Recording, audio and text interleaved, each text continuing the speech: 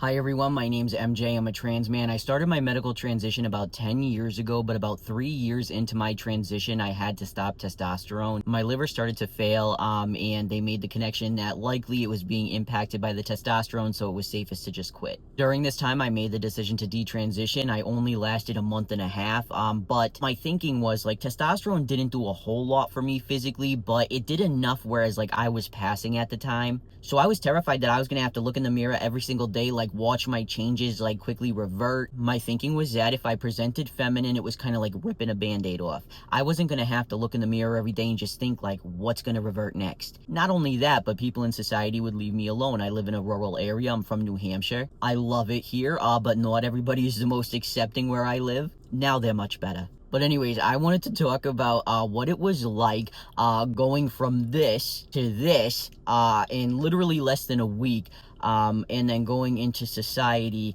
all of a sudden presenting as a woman again. Number one, perhaps the weirdest thing about detransitioning was I detransitioned during the summer. So I believe it was like July through into a little bit of August. And during the summer, I swim. I love to swim. I love the water.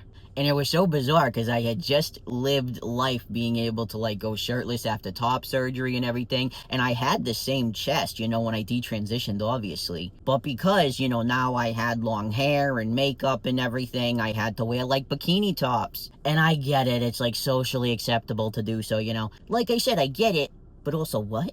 Oh my god, another thing. This is actually when I retransitioned back to male. I accidentally left my house in briefs. See, the thing is when I detransitioned, I would always wear Daisy Dukes. And them are shorter than a lot of my briefs. One day, I must have put my briefs on and like the breeze coming in, I just thought this is normal because I was so used to wearing Daisy Dukes for a month and a half. I was in my drawers, in my driveway, about to drive off. Also, what I learned is men don't care. My husband was my boyfriend at the time, but we were like on and off. And at first, I didn't think he'd accept me when I started detransitioning because he likes dudes. And during that short period, I went on a dating site, and men absolutely did not care that I had transitioned to male before. They absolutely did not care. And I was very open about it, like, hey, I detransitioned, like, I lived as male for this long. They did not care.